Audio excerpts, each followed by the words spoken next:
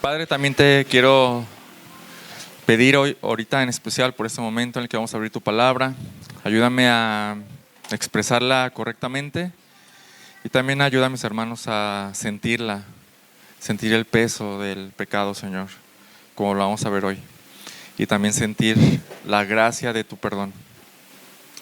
Padre, te ruego que nos ayudes y que esto se vuelva una realidad en nuestras vidas. En el nombre de Jesús, amén. Bien, vamos a abrir entonces, antes de abrir nuestras Biblias, seguimos entonces con el Padre Nuestro. La última vez que entramos en esta oración vimos la cuarta petición. ¿Se acuerdan cuáles son las peticiones?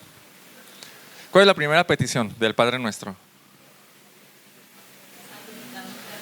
Santificado sea tu nombre. ¿Desde la segunda? Venga tu reino. La tercera. La cuarta. Y hoy entramos a la quinta.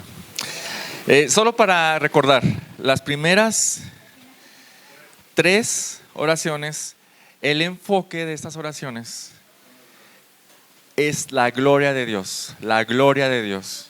O sea, pedimos para que la gloria de Dios se manifieste, sea vista, ¿no? ¿Y a qué nos referimos con eso? Pues a que todo el mundo, toda la gente pueda ver, wow, eres asombroso, Dios, eres magnífico, eres excelente, ¿no? Y en sumo contraste, las segundas 3 tienen que ver con nosotros, pero no por nuestra gloria, sino ¿por qué? Por nuestra necesidad, por nuestra insuficiencia, por nuestra debilidad. Si tomamos esta oración, como nuestro Señor mismo lo dice que lo hagamos, si tomamos esta oración de ejemplo diariamente, yo creo que no nos creeríamos tan autosuficientes. No podría ser.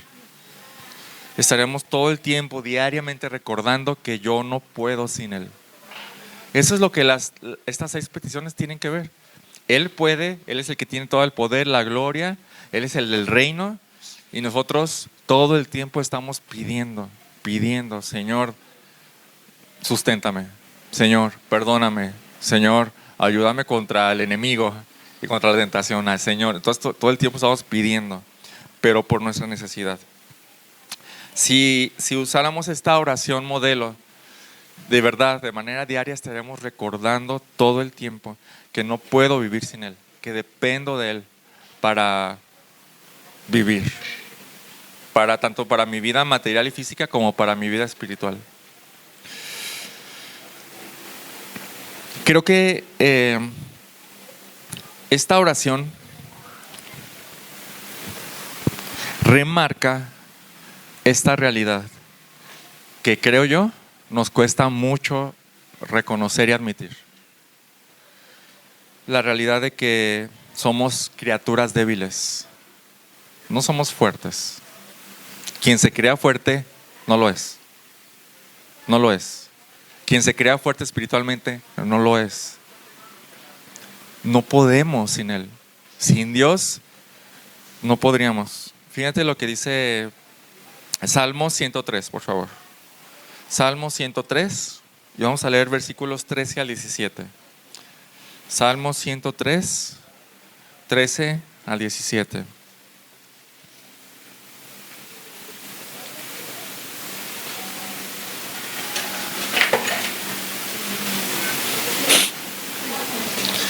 ¿Ya estamos ahí? Como un padre se compadece de sus hijos, así se compadece el Señor de los que le temen. ¿Por qué? Porque Él sabe de qué estamos hechos. ¿Se acuerda de que solo somos polvo? El hombre, como la hierba son sus días, como la flor del campo así florece. Cuando el viento pasa sobre ella, deja de ser y su lugar ya no se reconoce. Pero la misericordia del Señor es desde la eternidad hasta la eternidad para los que le temen, y su justicia para los hijos de los hijos. ¿Qué quiere decir esto? ¿O qué enseñanza podemos sacar de esta sección del Salmo? Una, que somos polvo. Somos como las plantas que, ¿cuánto dura una flor? Una semana y se seca y ya se tira a la basura. Eso es lo que somos. Pero ¿quién es Dios? Es el misericordioso, el que nos extiende esa misericordia para poder llegar a hacer algo. Sin su misericordia no somos nada. Y lo peor es que creemos que podemos vivir desconectados de Él, ¿sí o no? ¿Les pasa? A mí me llega a pasar. Pienso que puedo estar desconectado de Él por un momento. ¿Cómo lo sé? A veces dejo de orar. A veces dejo de meditar en su palabra. A veces tomo alguna decisión sin consultarlo. A veces simplemente no quiero pensar en Él. Por eso lo sé. Entonces, si creemos que podemos vivir desconectados de Él, es un gran error. Un gran error. En esta oración, esta segunda sección que trata de nosotros y nuestra insuficiencia, la primera petición sería la más básica, la que tiene que ver con nuestro sustento diario para poder vivir, pero no es la más importante. El sustento diario, pues es básico porque de eso dependemos para poder respirar, ¿no? Pero no es lo más importante.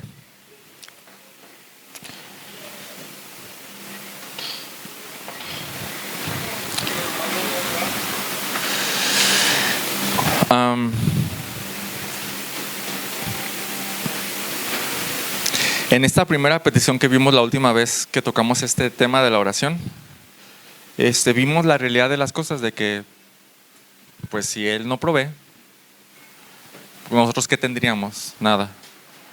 Él podría dejar que nos volviéramos locos, ¿se acuerdan? Como Nabucodonosor. En nuestros días podría dejar que nos volviéramos esquizofrénicos. Podría dejar o podría permitir que nos diera un derrame cerebral. Y ya no estamos capacitados para trabajar. Ya no. Ahora nos tienen que mantener, ¿no? Podría quitarnos o podría permitir que nos atropellen y podemos dejar de caminar. Pero también hay que reconocer que si tenemos buen sentido, inteligencia, habilidades, fuerza física o cualquier cosa que necesitemos para desempeñar nuestras labores, donde obtenemos dinero y recursos para tu mantenimiento y para el mantenimiento de tu familia, también es por misericordia. Hermano, si le caes bien a un cliente, si un jefe ve en ti muchas habilidades, hermano, no es por ti. No es por ti, es por Él. Porque Él te las suple. Es por pura gracia de Dios. Y tenemos que reconocer esta realidad. Entonces la primera petición tiene que ver con nuestra insuficiencia física y material y con el Dios que suple esa insuficiencia física y material, ¿ok? La segunda va más profundo. Se interna en nuestra realidad espiritual. Y entonces sí resulta ser más importante que la primera. ¿Cuál es tu realidad espiritual en relación con Dios? ¿Qué es lo que más te define en tu relación con Dios? Te voy a decir que tu pecado. El punto más relacionador entre tú y Dios es que eres pecador. Y lo digo así porque Eso hizo una gran separación, ¿no? Dios creó al hombre perfecto, pero el hombre buscó muchos males. Lo que más te define ante Dios espiritualmente es que eres pecador. Y no hay nada, nada, nada que puedas hacer para remediar esto. Nada. ¿Sí lo entiendes? O sea, eres totalmente insuficiente moralmente. Ya no es material ni físicamente. Moralmente, esa cosa que tiene que ver con el bien y el mal, eres totalmente insuficiente. Insuficiente. ¿Por qué? Porque no hay ningún mérito, no hay ninguna buena obra tuya que no esté manchada o impregnada de esta sustancia asquerosa ante Dios que se llama pecado. Nadie ni nada de ti está exento de eso. Todo está manchado de pecado. Y entonces hoy vamos a hablar de esta segunda petición que va a suplir esta insuficiencia moral. ¿Cuál es la segunda petición? No, la segunda petición del segundo grupo, o sea, la quinta petición. ¿Cuál es la quinta petición? La quinta. Perdona, dice, vamos a Mateo. Ok. Sí, yo también. Vamos a Mateo 6:12, por favor. Mateo 6:12. Mateo 6:12.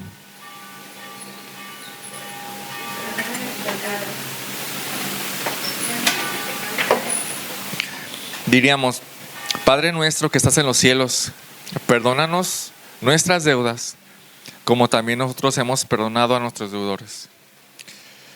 Entonces el tema que vamos a tratar hoy, y la verdad es que el siguiente domingo, es el tema del perdón. Y hermanos, es un tema amplio. Y aunque lo vamos a dividir en 2 domingos, es más amplio que eso. Pero vamos a intentarlo. Hoy vamos a adentrarnos en el perdón de Dios hacia nosotros. Y el siguiente domingo, para que no se lo pierdan, vamos a hablar del perdón de nosotros hacia los demás. Porque como lo acabamos de ver, tienen total relación. Total relación. Dice, Padre nuestro que estás en los cielos, perdona nuestras deudas, como también nosotros hemos perdonado a nuestros deudores. Así que, para comenzar con el tema del perdón de Dios, antes de entrar al tema del perdón, tenemos que comenzar por otra cosa antes. Por una pregunta. ¿Por qué alguien necesitaría perdón? ¿Por qué alguien necesitaría el perdón de Dios? ¿Por qué? Porque no podemos, pero ¿por qué no podemos qué? Porque le fallamos. ¿Por qué alguien necesitaría el perdón de Dios? O sea, ¿por qué existe el perdón de Dios? Pero ¿por qué? O sea, la respuesta, sí la dijeron aquí ya, es porque fallamos, porque le ofendemos, porque pecamos. ¿Sí? Esa es la respuesta. Entonces vamos a comenzar con eso. Estamos hablando, cuando hablamos de deuda, como lo vimos ahí en el versículo 12, u ofensa en el versículo 14 y 15, o transgresión en 14 y 15 en la Nueva Biblia de las Américas. Estamos hablando sin duda de lo que llamamos pecado. Hay otras formas de llamar pecado, hay otras formas en las que se nombra el pecado, como transgresión, rebelión, iniquidad, impiedad, maldad, infracción, etc. Pero no vamos a entrar en esas hoy. Con estas dos tenemos. Vamos a enfocarnos en tratar al pecado como deuda y al pecado como ofensa. En primer lugar, en cuanto a la ofensa, ¿por qué el pecado es una ofensa ante Dios? ¿Te lo habías preguntado? ¿Por qué es una ofensa? A ver, esa es una pregunta para ustedes. ¿Ok? ¿Por qué la desobediencia es una ofensa?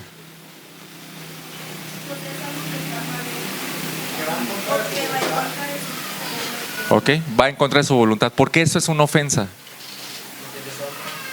Porque le deshonra. Ahí está, es una respuesta. Ajá. Porque Dios en su santidad no tolera Ok. y pues es una falta muy grave. Dios en su se me está olvidando pasar el micrófono. Dante. Dice Israel porque Dios en su santidad no tolera el pecado. O sea, es algo ofensivo para él, ¿no? Exacto. Em, quiero ponerte una ilustración a ver si se entiende lo que es una ofensa. Imagínate una mujer como ninguna, la más perfecta en belleza, la más inteligente, la más sabia, la más amable, la más bondadosa, la más elocuente, llena de virtudes, sin ninguna mancha ni falla. O sea, así es, una mujer ejemplar. Y hay un hombre ahí que está cortejándola. Y entonces se empieza a saber en toda la colonia que este hombre está enamoradísimo de ella y que ve todas esas virtudes en ella y dice, wow, ¿no? Y entonces todo el mundo sabe que se quiere casar con ella, ¿no? De repente pasa una mujer horrible, deforme, que tiene la fama de ser adúltera, traicionera, vengativa, odiosa, tonta, groserísima, ofensiva. Y este hombre escoge mejor a esa segunda mujer. Y la colonia se entera.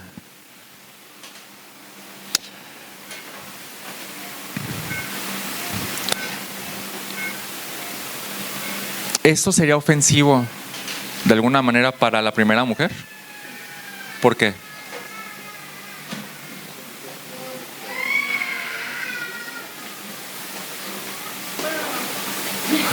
¿Por qué?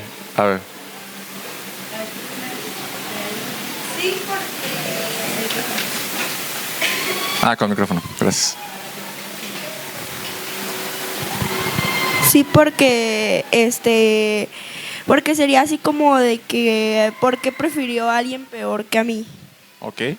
¿Y por qué eso es ofensivo? Porque ay no, son Ok. muchas cuestiones. Está bien, está bien, está bien. ¿Por qué preferir a alguien peor que algo demasiado bueno es ofensivo? ¿Por qué? Eh, Pongamos que también esta mujer estaba dispuesta, ¿ok? ¿Por qué? Porque no reconocen las virtudes. Exacto. Es ofensivo por lo virtuoso que es ella. Sí, porque era perfecta. Y él lo sabía, él lo sabía.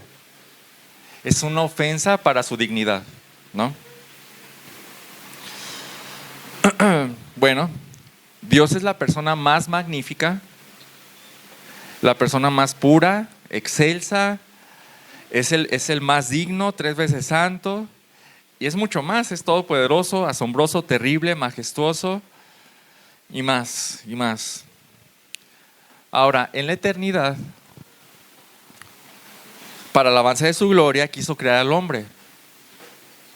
Dios lo había creado para que el hombre fuera feliz en Dios, para que el hombre pudiera hallar el máximo gozo en Dios, para que Dios fuera para el hombre el máximo asombro continuo, su deleite, su mayor satisfacción, su deleite completo.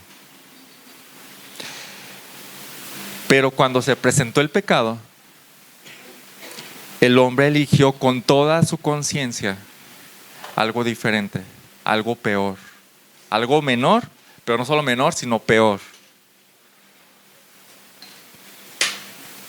¿Esto fue ofensivo para Dios? Claro. ¿Por qué? Porque el hombre sabía quién era Dios, sabía el valor de Dios y lo menospreció. Eso es una ofensa, eso es ofensivo. Es un insulto al valor de Dios. Por eso es ofensivo. Y esa es la historia de Jeremías 2, 12 y 13. Vamos allá, por favor. Jeremías 2, 12 y 13.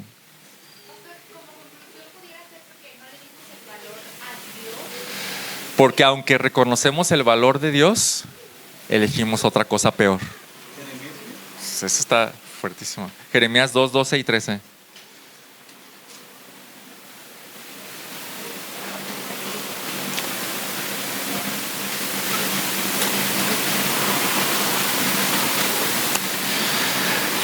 ¿Quién lo quiere leer, por favor, con micrófono? ¿Alguien que gusta leerlo?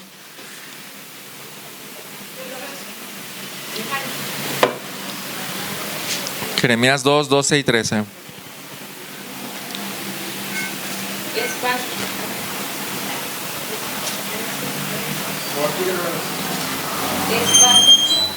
No, a ver.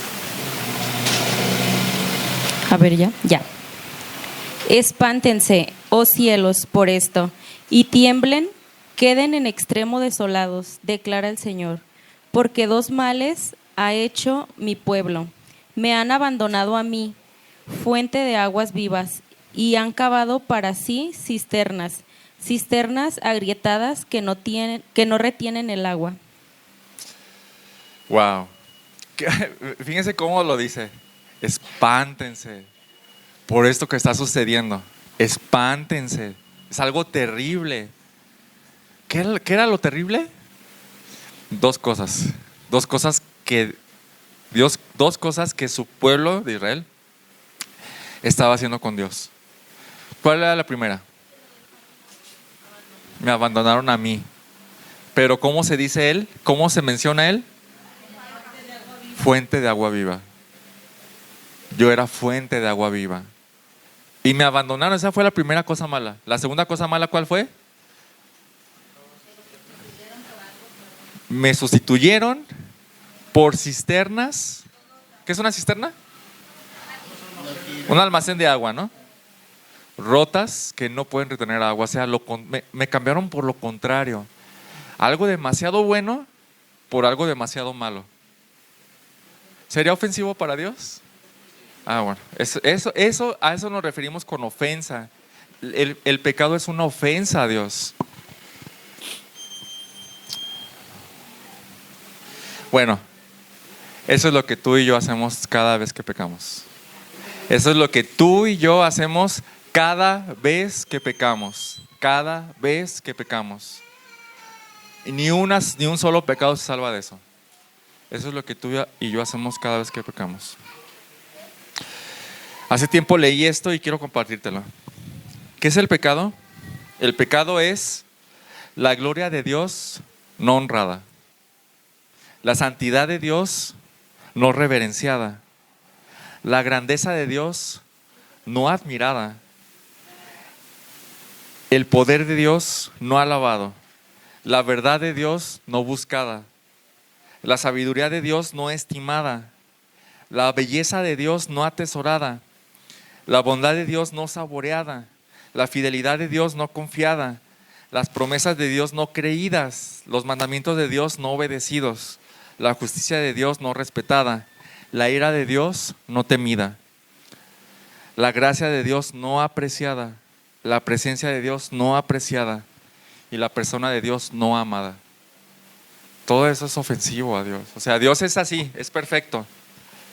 Cada que preferimos otra cosa que no es Él, ni que viene de Él, es una ofensa hacia Dios. Eso en cuanto a que el pecado es una ofensa ante Dios. Y en cuanto a que el pecado es una deuda, ¿qué podemos decir? Creo que es un poco más sencillo. Somos sus criaturas, ¿verdad? ¿Qué le debemos como criaturas? ¿Qué dijiste? Lealtad, obediencia, ¿qué más? Amor, nuestro existir, nuestro aprecio, nuestro respeto, nuestra preferencia, nuestro temor, Nuestra alabanza, nuestra admiración, nuestra honra, nuestra reverencia, nuestra búsqueda vehemente, nuestra estima, nuestro confiar en Él todo el tiempo y más. Somos sus criaturas, le debemos todo eso y más. Y cada vez que no lo hacemos, es una deuda que va incrementándose. Entonces aquí están las dos palabras. Y aunque relativamente se explicaron fácil, entenderlas en nuestra realidad es, creo que, mucho más complejo. Yo estoy seguro que te cuesta verlo así, porque a mí también me cuesta verlo así. No tomamos el pecado tan en serio. De verdad, de verdad. Por un lado, creo yo que minimizamos la fealdad y gravedad del pecado. ¿O quién se espanta cada vez que miente? ¿Verdad que no? ¿Quién se horroriza cada vez que oculta algo? Cada vez que tiene un sentimiento como de ansiedad. ¿Quién se horroriza por eso? ¿No? Estamos minimizando siempre el pecado. Entonces, por un lado. Y por otro lado, creo que damos muy por sentado todo el tiempo la misericordia y la bondad de Dios. Y decimos, Dios me va a perdonar. Dios me va a perdonar.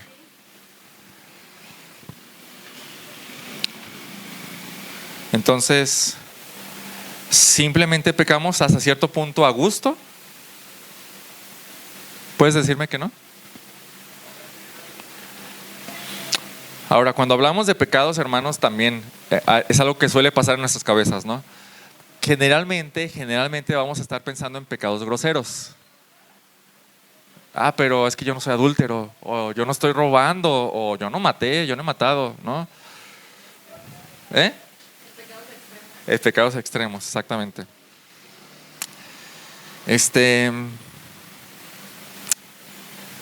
Acabo de enterarme de un libro que se llama Pecados Respetables. Y la idea es que hay pecados que consideramos que no son tan groseros, ¿no? Que podemos darnos la oportunidad de albergarlo y llamarle por otro nombre. Es que estoy muy preocupado por el día de mañana. Hermano, eso es pecado. ¿Sí sabían que es pecado eso? ¿Sí sabían? No os afanéis por el día de mañana. No se preocupen por el día de mañana. Ahí está la orden. Ahí está. Entre estos pecados está la ansiedad, la frustración, el descontento, la ingratitud, la insatisfacción, el orgullo, el egoísmo, la falta de autocontrol, incluso en la comida también, impaciencia, irritabilidad, ira, el juzgar, la envidia, celos y pecados relacionados. Hermanos, ¿te sientes muy mal cuando comes demasiado?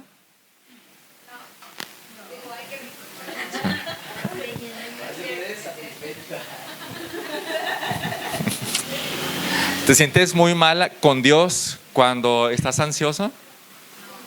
¿No? ¿Piensas demasiado en ti, simplemente?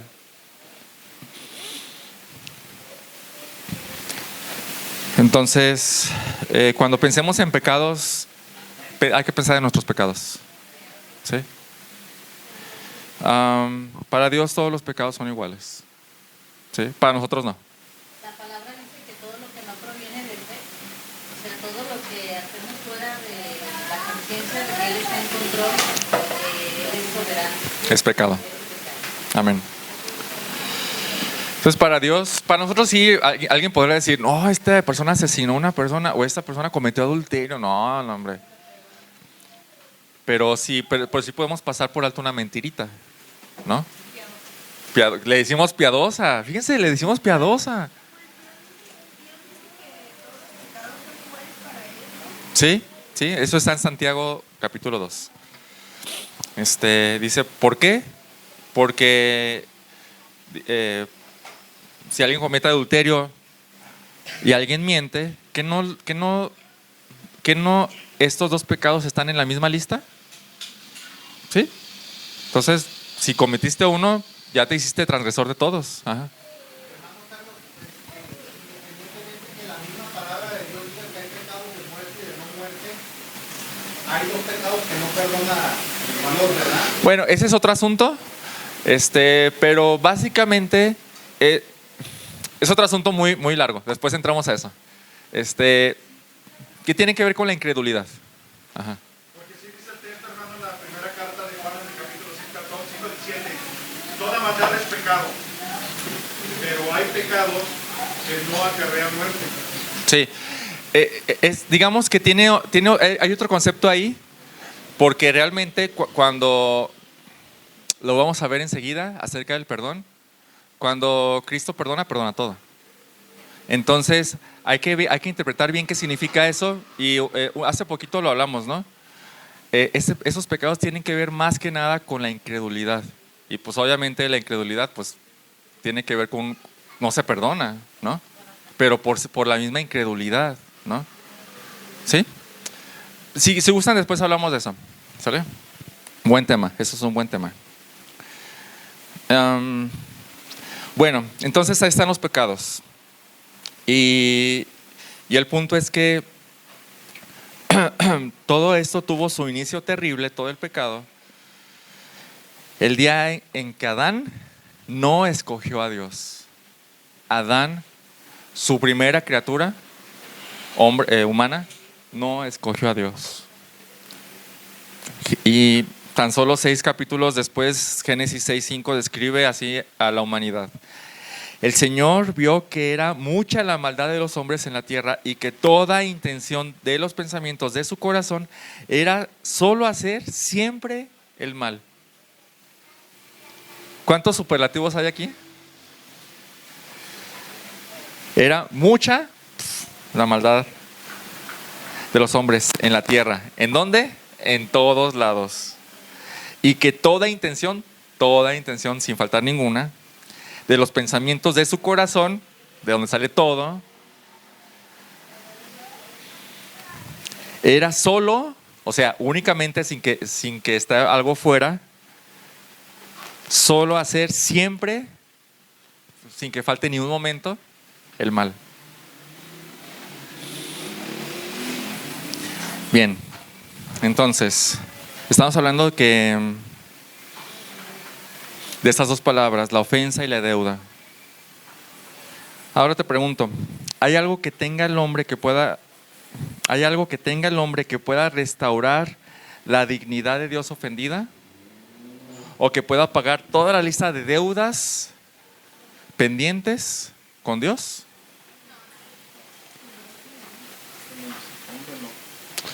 ¿Cómo pagas un pecado? ¿Cuál es la moneda? No existe entre los hombres. No existe entre los hombres. Así que es imposible. Pero todavía hay un recurso disponible gracias a la misericordia de Dios. Hay un recurso todavía disponible. Y ese recurso es el perdón. Ahora, sería importante entender qué concepto tenemos del perdón. ¿Qué es el perdón? ¿Me pueden decir qué es el perdón? Arrepentimiento. Ok, arrepentimiento está relacionado, claro. ¿Qué es el perdón? Ok, borrar la mancha. ¿Qué es el perdón? ¿Quién más quiere? Reconciliación, ok. ¿Qué más es el perdón? Borrón y cuenta nueva. ¿Qué más es el perdón? Regalo de restauración, ok. La anulación de la deuda, ok. Sí, ahorita han estado diciendo cosas que sí son el perdón, pero también han dicho cosas que están relacionadas con el perdón, ¿no? Como la restauración, la reconciliación, vienen después del perdón, pero no son el perdón en sí. Pero por ejemplo, el borrón y cuenta nueva, borrar la mancha, el cancelar la deuda, eso podría ser una de las definiciones del perdón. Pero vamos a ir a Mateo 18, por favor. Mateo 18 es el pasaje posiblemente que es la mejor explicación de esta oración de perdónanos nuestras deudas, como también nosotros perdonamos a nuestros deudores. Mateo 18, por favor. Vamos a leer desde el versículo 23, por favor. En esta ocasión solo vamos a leer la mitad de la parábola, porque la otra mitad la vamos a ver la siguiente semana, ¿sale? Vamos a leer desde el 23 hasta el 27. Desde el 23 hasta el 27. Dice, por eso, bueno, viene hablando del perdón, ¿no? Pedro le pregunta, ¿cuántas veces he de perdonar a mi hermano? ¿7 veces? Y Jesús le dice, no, hasta 70 veces 7, ¿no? O sea, ya, perdónalo, ¿no?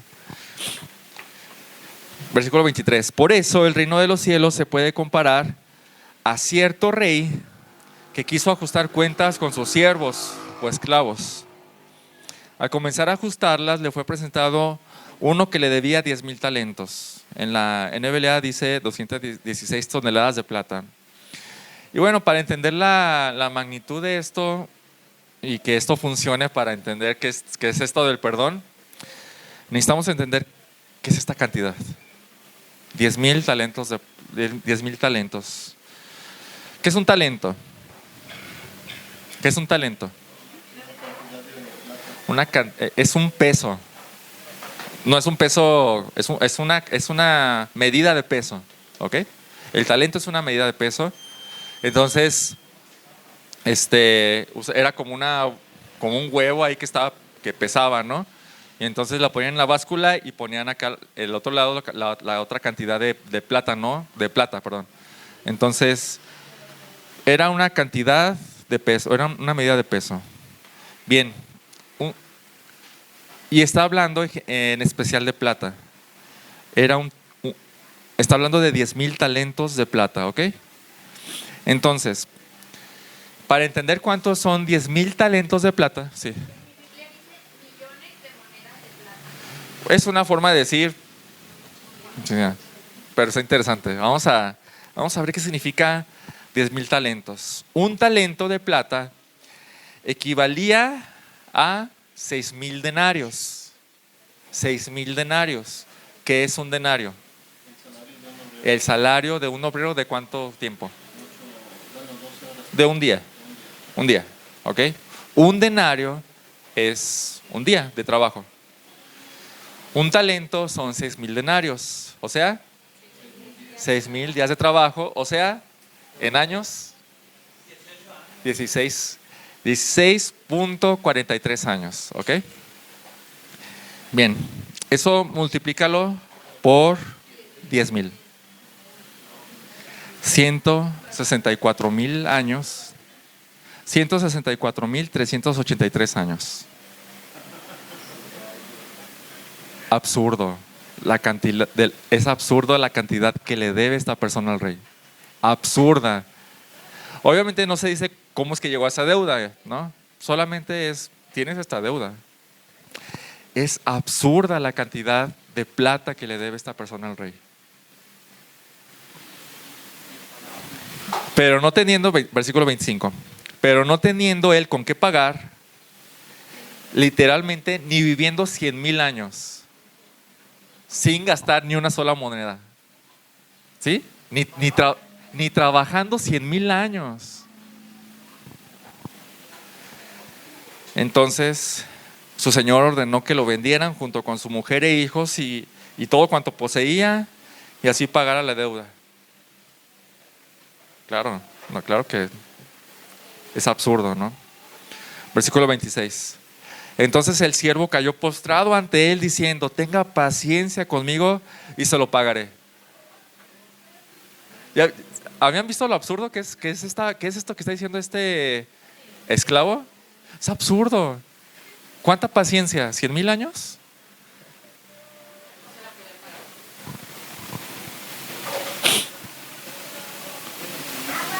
Fue algo torpe de esta persona. Pero el Señor va más allá. Y el Señor de aquel siervo, versículo 27, tuvo compasión, lo soltó y le perdonó la deuda. Cuando no hay otro recurso, hay un recurso todavía, el perdón. Así nosotros, la deuda que tenemos con Dios por los pecados ofensivos es una cuenta literalmente impagable, impagable.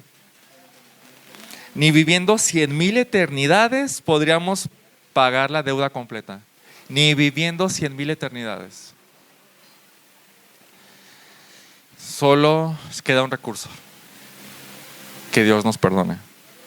Ese es el único recurso disponible. No hay otra forma. Pero el perdón no es gratis, hermanos. ¿Habían pensado en eso? El perdón no es gratis. Nunca el perdón es gratis. Nunca lo es. Dime algo. ¿Quién le repuso esos 10,000 talentos al Señor? Nadie. Fue pérdida para Él. Él perdió. O Él absorbió la cuenta. Hermanos, ¿cuánto cuesta nuestro perdón de pecados? ¿Cuánto cuesta? Te digo que no hay nada en el universo creado que tenga el valor suficiente para pagar eso. No hay nada. Porque el costo de la ofensa es tan alto como la dignidad del ofendido. ¿Ok? El costo de la ofensa es tan alto como la dignidad del ofendido. Te voy a preguntar algo. Si yo... El costo de la ofensa es tan alto como la dignidad del ofendido. Te voy a poner estos ejemplos. Si yo le grito a un perro y le digo que es un tonto, ¿cuánto cuesta esa ofensa? ¿Qué debo hacer yo para que me perdone el perro? Nomás lo acaricio ya, ¿no? Y eso que ni se dio cuenta, más bien es por mí. Pero si yo ofendo a mi hermano, si yo le digo a Dani algo ofensivo, ¿cuánto cuesta eso? Recuperar esa dignidad, su dignidad, porque ofendí su dignidad. Pues perdóname, Dani, una disculpa sincera, ¿no? ¿Algo más? Pues a lo mejor lo invito a comer, ¿no? Y ya, ¿no? Unos tacos, ¿no? Unas quesadillas con frijoles. Si yo ofendo a mi papá, ¿cuánto cuesta eso? Bastante más, creo. Bastante más. Si yo ofendo al gobernador de Jalisco, ¿cuánto cuesta eso? ¿Más? Una golpiza, pero legalmente, ¿cuánto costaría? La cárcel y algunos días, ¿no? Y algunos cientos de miles de pesos a lo mejor, ¿no? Si yo ofendo al presidente de México, ¿subiría el costo? ¿Sí? Subiría el costo, creo yo. ¿Por qué? ¿Por qué está subiendo el costo? Por la dignidad de la persona. Sí, el papel lleva dignidad. El cargo lleva dignidad. ¿Sí? Vamos siguiendo esa línea, ¿no? Vamos subiendo.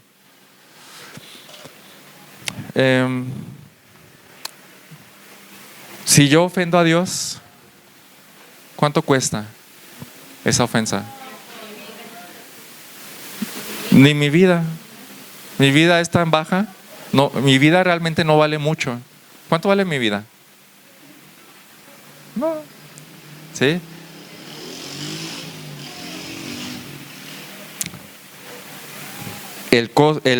La dignidad de Dios es infinita. Literalmente es infinita. O sea, no hay nada más digno que Él. Él es eterno, infinito, y su dignidad es eterna, infinita. ¿Cuál es el pago? ¿Cuál es el costo del pago por esa ofensa? Infinito. Así que no hay nadie ni nada igual Perdón, así que como no hay nadie,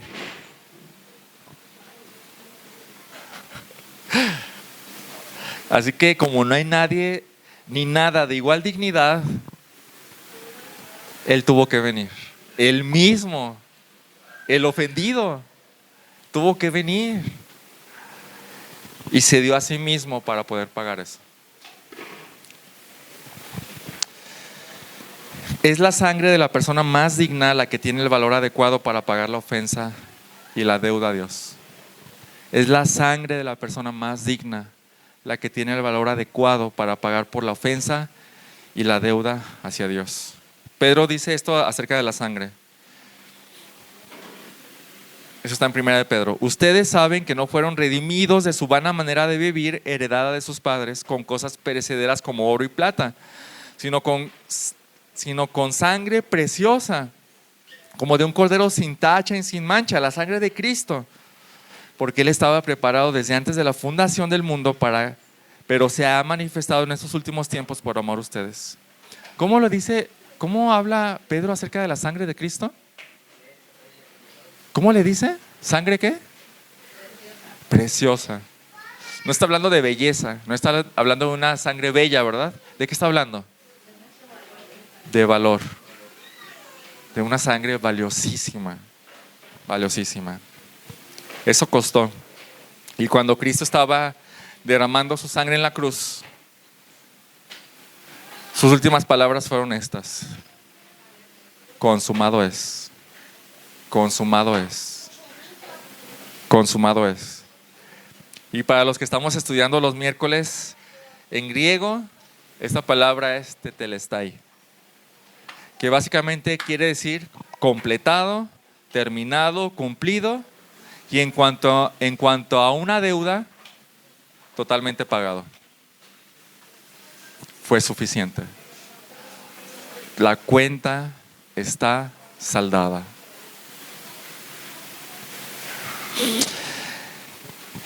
La sangre de Cristo, o sea, su muerte, es tan valiosa que alcanza para pagar todos mis pecados. Todos, todos, todos. Así como al esclavo se le perdonó la deuda,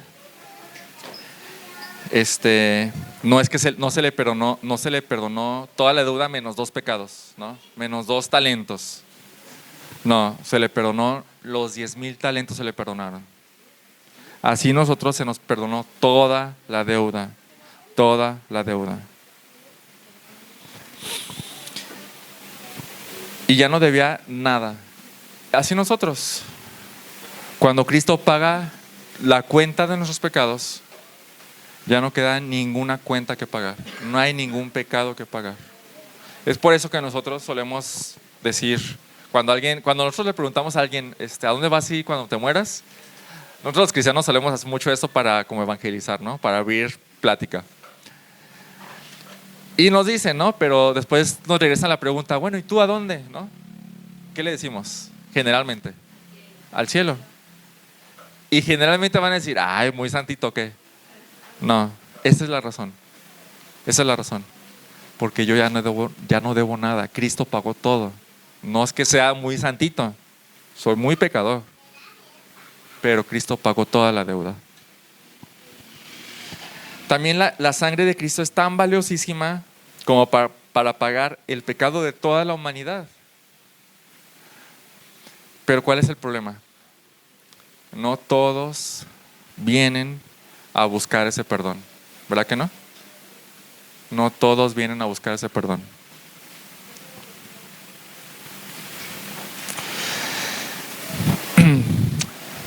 No todo el mundo reconoce que necesita el perdón, ¿verdad que no? Es difícil que la gente reconozca eso. Ahí es donde entra nuestra labor, ayudarles a entender que sí lo necesitan porque es una realidad, ¿no? Y la verdad es que Dios no va a ofrecer ese perdón a nadie que no venga en busca de ese perdón. Y para buscar ese perdón, Dios demanda 2 condiciones particulares, sin las cuales ese perdón no se va a otorgar. ¿Ok? ¿Cuáles son esas 2 condiciones particulares? Por ahí lo dijeron, arrepentimiento y fe. Arrepentimiento y fe. ¿Qué queremos decir con fe? ¿Qué queremos decir con fe? Creer que sí nos perdona y que el pago fue suficiente. ¿Sí? ¿O sí? Definitivamente. Fe, otra forma de decir fe es estar plenamente convencidos, tener plena certidumbre, estar totalmente seguros de que eso es suficiente. El pago que hizo Cristo es suficiente. ¿Y qué queremos decir con arrepentimiento? Que ahí, creo que ahí está la cuestión. Estar dispuestos a cambiar de rumbo. Ok, disposición. ¿Qué más? ¿Qué más es arrepentimiento? Que reconoces tus pecados. Reconocimiento, ok, muy bien, muy bien. Yo me quedaría con disposición, sí. Y dentro de esa disposición está esa voluntad, sí, definitivamente. Falta uno por ahí.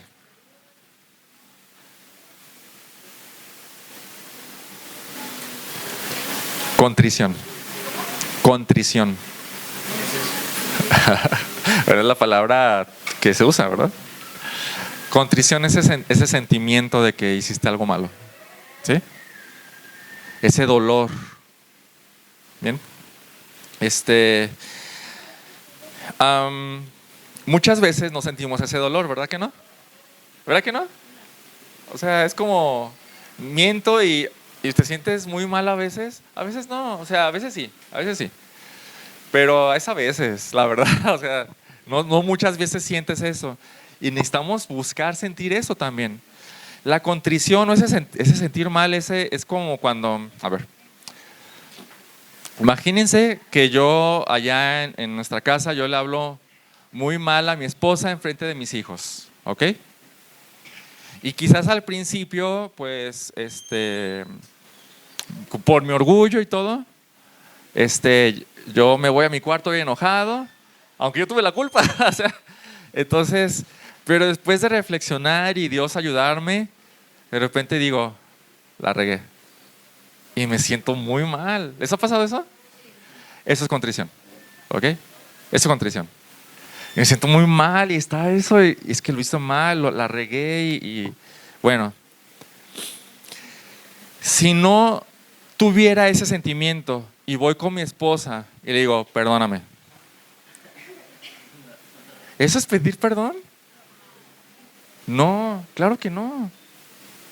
Sí, bueno, entonces, no, esa contrición es parte del arrepentimiento. O sea, si no tuviera ese sentimiento y voy con mi esposa podría entender que estoy arrepentido. ¿Qué diría mi esposa? Ay, nomás quiere arreglar las cosas por encimita, ¿no? Para que me dé de comer. Sí. El segundo punto después de la contrición es la confesión. Ese reconocimiento, como decía Ale, ¿no? Podría decirle, a veces jugamos, ¿no? Mi esposa y yo, cuando nos pedimos perdón, ¿no? A veces decimos, ¿me perdonas? Y la verdad es que decimos, a ver, ¿por qué? Para estar retándonos, sí, para mejorar, ¿no? Y eso también es orgullo, el no querer decir que no. Y de juego decimos, por todo, ¿no? Si dijéramos de verdad por todo, por lo que sea, ¿realmente estás arrepentido? No. Entonces es la confesión, Señor, me siento mal,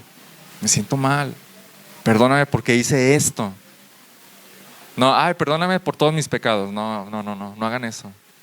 Ponle nombre, recuerda qué hiciste. Confesión en griego es homologeo. Homologeo, ¿qué es homo? En griego, mismo o igual. Y logeo viene de la palabra logos. ¿Qué es la palabra logos? Palabra. ¿Sí? En griego, homologeo, confesión significa decir lo mismo. ¿Qué hiciste? Pues di lo que hiciste. ¿Sí? Confiésalo. Cuando dice Juan que si confesamos nuestros pecados, Él es fiel y justo para perdonar nuestros pecados. Está hablando de eso, de confesar, de decir lo mismo, de decir lo que hicimos, ¿no? No de decir, ay, perdona por todos mis pecados. No, es Señor, me siento mal, hice esto. Y por último, el tercer aspecto del arrepentimiento es el abandono del pecado, o la disposición real, auténtica de abandonar el pecado. Porque, por ejemplo, volviendo al ejemplo de mi esposa, de que le hablé mal a mi esposa, ¿no? Si vuelvo a hacer lo mismo, si no hago ningún cambio para que no suceda lo mismo, ¿sí? ¿Sí? ¿Te arrepentiste de verdad? No.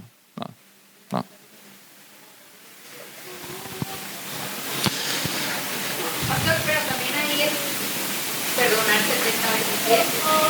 Sí, ahorita estoy hablando de lo que Dios exige para que yo pueda ser perdonado. Mira, Dios tiene el perdón disponible. ¿Sí? Dios tiene el perdón disponible. Pero no es como que, quien venga, quien sea, no.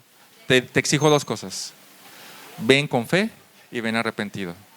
Y arrepentimiento es, sí, estás arrepentido, a ver, tienes contrición real, estás confesándolo realmente y de verdad estás dispuesto realmente y auténticamente a abandonar tu pecado. Ven, claro que sí.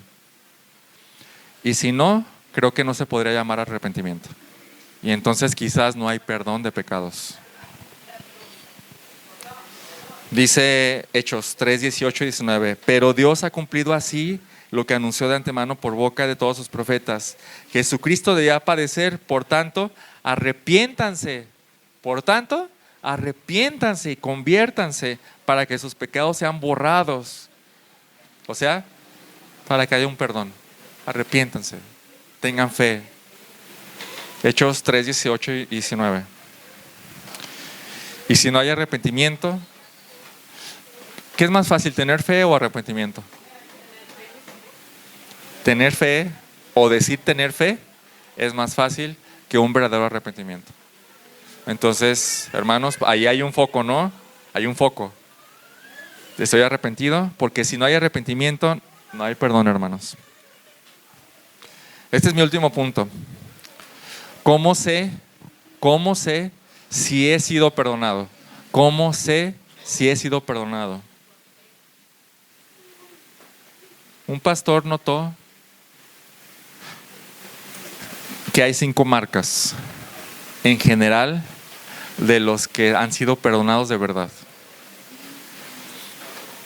Pero antes de decírtelas, ¿cómo sabes que eres perdonado? ¿Hay algunos rastros o rasgos en particular de gente que ha sido perdonada? Que la gente que ha sido perdonada dice, este definitivamente ha sido perdonado.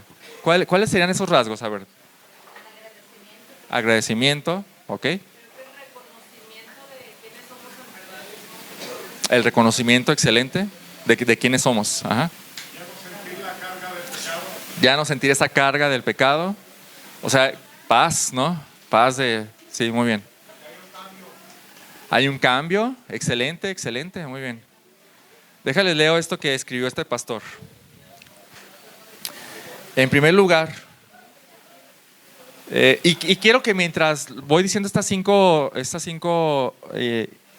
rasgos, pienses en ese esclavo que debía los 10,000 talentos. ¿Cómo debía haber sido? ¿Ok? En primer lugar, odia el pecado. El que es perdonado, odia el pecado.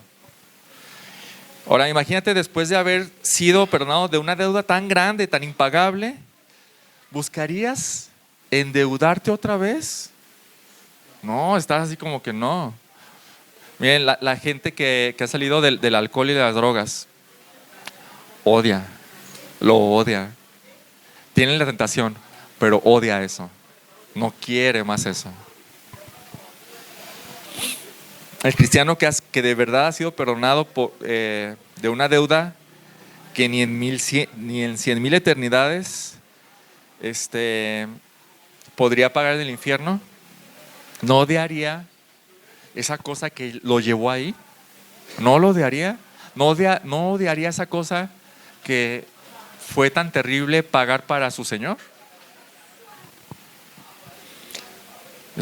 Hablamos de un odio real.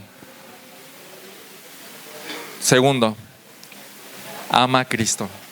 Un pecador perdonado ama a Cristo. ¿Cómo sería su apreciación de Cristo? Después de saber que Él hizo o produjo el pago. ¿Cómo sería su apreciación? Les voy a poner un ejemplo. Imagínense a esta persona que salió de las drogas o alcohol, pero que lo ayudó un benefactor o un padrino.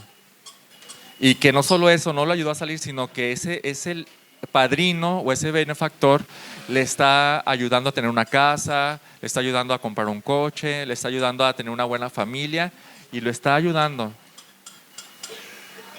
¿Cómo es la percepción de esta persona hacia su benefactor? Todo el tiempo, o sea, yo creo que le da muchas gracias por esta persona. Y cuando ese benefactor le dice, oye, ¿me acompañas a tal lugar? ¿Cómo es él? Vamos. Y cuando quiere expresar su respeto, o sea, tú me ayudaste, gracias por eso. El amor de esa persona hacia su benefactor es inigualable.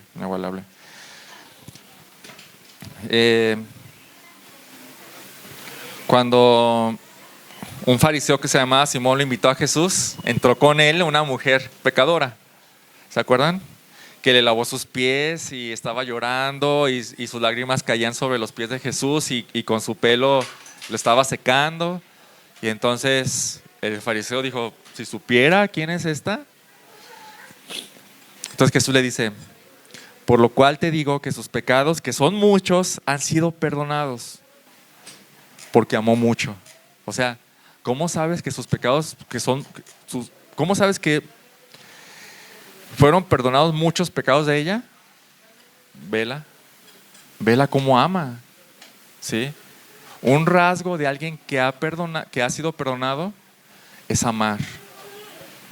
Y fíjense lo que dice, porque pero a quien poco se le perdona, poco ama. O sea, entre más consciente estés de cuánto se te ha perdonado, tu amor es más intenso. Pero también podemos formular esta afirmación al revés.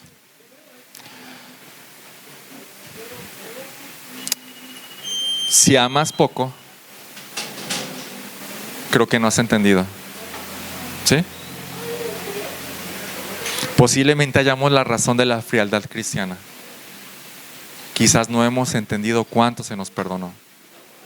Quizás no lo hemos entendido. O quizás ni siquiera hemos sido perdonados. Tercero, este cristiano perdonado es humilde. Déjate leo así textualmente lo que dice este pastor. No pueden olvidar que deben todo lo que tienen y esperan a la gracia inmerecida. Y esto los mantiene humildes. Son tizones rescatados del fuego, deudores que no pudieron pagar por sí mismos, cautivos que debieron permanecer en prisión para siempre de no ser por una misericordia inmerecida, ovejas descarriadas que estaban a punto de perecer cuando el pastor las encontró. Y dice, ¿qué derecho tienen entonces a ser orgullosos? ¿Qué derecho tienen? No tiene sentido. No tiene sentido. Cuarto, este cristiano perdonado es santo. Igual les voy a leer. No pueden olvidar que deben todo lo que tienen. Perdón, lo copié mal. Bueno, se refería a que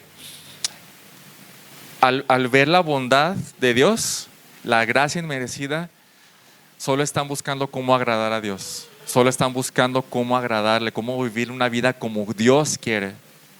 Y entonces buscan todo el tiempo ser santos, solamente por esa gracia inmerecida, como decíamos, por gratitud, ¿no? Y 5, hermanos, este cristiano perdonado es perdonador. Este cristiano perdonado es perdonador. Y no vamos a entrar ahí porque ese es el tema de todo el siguiente sermón. Y para terminar ya, ¿qué nos llevamos de este estudio? ¿Qué nos llevamos de esta predicación? ¿Me pueden decir?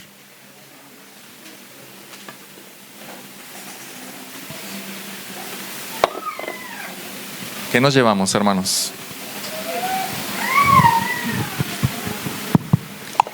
Yo me llevo la parte donde dice Jeremías 2, 13, 14 que abandonamos la fuente de agua viva y cavamos para nosotros cisternas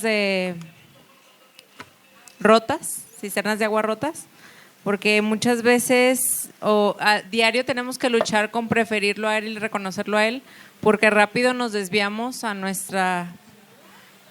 otras cosas que las tomamos como prioridad y no son prioridad. Ok, está bien. ¿Qué nos llevamos, hermanos?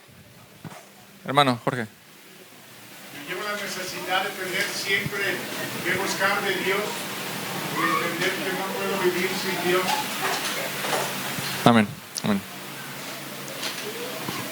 ¿Qué más nos llevamos? Bueno, algo que yo me llevo es, aunque seamos cristianos, seguimos ofendiendo a Dios. Y yo creo que es peor, porque nosotros sabemos quién es Dios. Es por eso que la oración es diaria. Padre, perdónanos. Padre, perdónanos. Padre, perdónanos. Y creo que nos está enseñando a diario estar a cuentas con el Señor. Diario. No tardarnos más de un día. No tardarnos más de unas horas. En cuanto nos demos cuenta, Padre, te ofendí. Uno creo que de mis propósitos de este mensaje fue ayudar a entender la ofensa a nuestro Señor. Esa preferencia hacia otras cosas. Cuando yo prefiero estar en mi Facebook, en vez de estar meditando, es una ofensa gravísima a mi Señor, porque podría estar meditando en Él, que es muchísimo mejor. ¿Sí me explico? Yo me llevo eso. ¿Alguien más? Bueno, vamos a orar. Padre nuestro, perdona nuestras ofensas, Señor. Somos, aún como hijos tuyos, seguimos ofendiéndote, Señor, y aunque tenemos esta relación ya de padre e hijo, Señor, nuestra relación se rompe, Señor, cuando estamos en una ofensa contigo, Señor. Y lo que necesitamos hacer es llegar contigo arrepentidos con todo lo que ya hablamos y sinceramente y con toda autenticidad pedirte perdón, Señor, sabiendo que en ti hay perdón amplio, Señor. Gracias porque eres un Dios misericordioso. Gracias porque estás lleno de bondad para con nosotros, tus hijos, y que sin merecerlo, incluso sin saberlo, tú ya nos estabas llamando y nos hiciste conocerte y tu evangelio se nos presentó y pudimos reconocer que necesitamos tu perdón, Señor. Así que gracias por toda esa bondad. Ayúdanos a vivir con esta realidad de que te ofendemos, Señor. Ayúdanos a sentir el peso y la gravedad del pecado, la fealdad del pecado. Ayúdanos a sentir que la deshonra que hacemos cuando te ofendemos, Señor. Y ayúdanos a no pecar cada vez más, Señor. En el nombre de Jesús, amén.